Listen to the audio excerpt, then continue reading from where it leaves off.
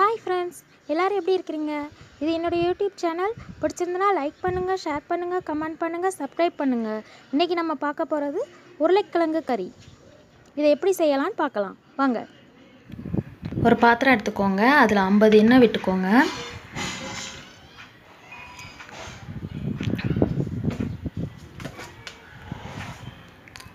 ஒரு ஸ்பூன் கடுகு போட்டுக்கோங்க.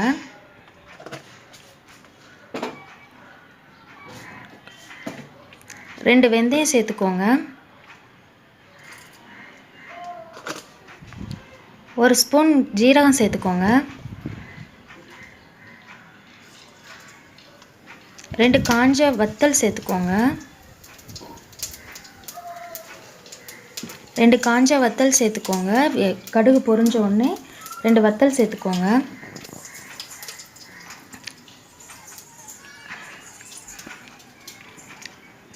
நல்லா கிளறி விட்டுக்கோங்க. கடுகு பொரிஞ்சு வர மாதிரி நல்லா கிளறி விட்டுக்கோங்க.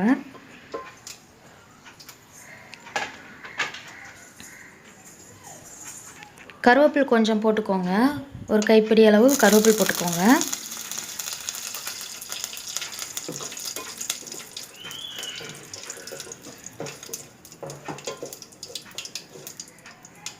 பல்லாரி ஒன்று பொடிசாக நறுக்கி வச்சுருக்கேன், அதை சேர்த்துக்கோங்க. அது கண்ணாடி பதத்துக்கு வர வரைக்கும் நல்லா வதக்குங்க.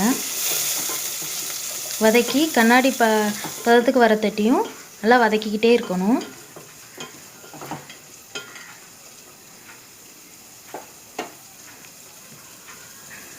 அதன் பிறகு பெருங்காய பொடி கொஞ்சம் சேர்த்துக்கோங்க. கொஞ்சமாக சேர்த்துக்கோங்க. நான் பாக்கெட்டில் இருந்தது, சின்ன பாக்கெட்டில் அதை ஒரு கொஞ்சம் காலம் தட்டியிருக்கேன். நல்லா வதக்கிக்கோங்க. அதையும் சேர்த்து நல்லா கிளறி விட்டுட்டு தக்காளி 2 தக்காளி நறுக்கி வச்சுருக்கேன், அதையும் சேர்த்துக்கோங்க. தக்காளியும் வெங்காயமும் நல்லா வதங்கின பிறகு தான் குழம்பு நல்லா டேஸ்ட்டாக இருக்கும். நல்லா வதங்கி இருந்தால் மட்டும் நல்லா ரொம்ப டேஸ்ட்டாக இருக்கும். அதுக்காக ஒரு சிட்டிகை உப்பு கொஞ்சம் சேர்த்துக்கலாம். சீக்கிரமாக தக்காளியும் வெங்காயமும் வதங்கிடும், பசையாக வரும். குழம்பு நல்லா டேஸ்ட்டாக இருக்கும். நல்லா வதங்கின பிறகு நம்ம வீட்டுக்கு கெஸ்ட்டு வந்திருந்தாலும் இந்த இதை உடனே செஞ்சு கொடுத்துடலாம். நல்லா வதக்கிக்கோங்க. அது பிறகு உருளைக்கிழங்கு நறுக்கி வச்சுருக்கேன் பொடிசாக, அதை போடணும். அதை நல்லா கழுவி போட்டோம்னா ஒன்றுக்கு ஒன்று ஒட்டாது. தண்ணியில் போட்டு ஊற்றோம்னா நல்லா கிளறி விடணும். எண்ணெயில் நல்லா கிளறணும்.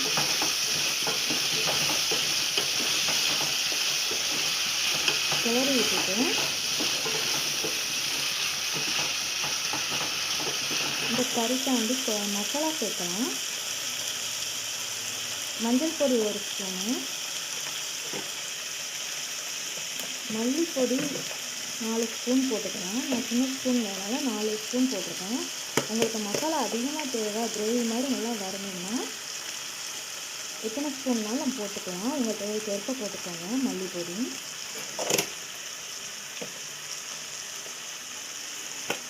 சாம்பார் பொடி சேர்த்துக்கோங்க. நான் இன்றைக்கி சாம்பார் பொடி தான் எடுத்துருக்கேன், இல்லைன்னா குழம்பு மிளகா பொடி எடுத்துக்கலாம்.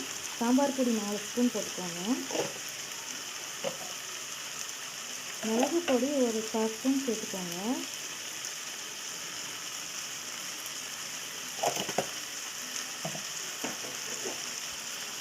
அதாவது எல்லாத்தையும் நல்லா கிளறி விட்டுக்கோங்க. உருளைக்கிழங்கு எல்லாம் சேர்த்து கிளறி விட்டுக்கோங்க. மசாலா சேர்த்து நல்லா கிளறி விட்டுக்கோங்க. உருளைக்கிழங்கு வேகிறதுக்காண்டி ஒரு டம்ளர் தண்ணி ஊற்றிக்கோங்க. நல்லா வேகணும், அதனால் உருளைக்கிழங்கு வேகிறதுக்காண்டி நம்ம தண்ணி சேர்த்துக்கிறோம். சேர்த்துட்டு உப்பு தேவைக்கேற்ப நீங்கள் போட்டுக்கோங்க. நல்லா கிளறி விடுங்க. அப்புறம் ஒரு மூடி வச்சு நல்லா மூடிடுங்க. மசாலா வாடை போக வரைக்கும் நல்லா கொதிக்கட்டும்.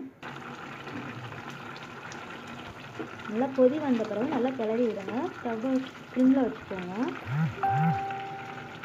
புளி எலுமிச்சம்பழம் அளவு சேர்த்துருக்கேன். அந்த தண்ணியை ஊற்றுறேன். ஊற்றி நல்லா கிளறி விட்டுக்கோங்க. கிளறி விட்டுட்டு ஸ்டவ்வை நல்லா கூட்டி வச்சுக்கோங்க.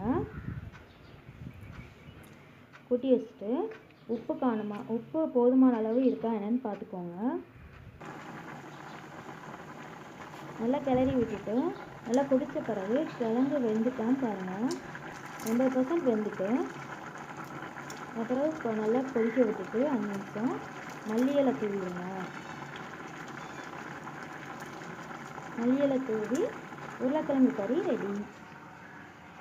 ஃப்ரெண்ட்ஸ், உருளைக்கிழங்கு கறி எப்படி இருக்குன்னு செஞ்சு பார்த்து சொல்லுங்கள். Thank you friends. சப்ஸ்கிரைப் பண்ணுங்கள் மறக்காமல்.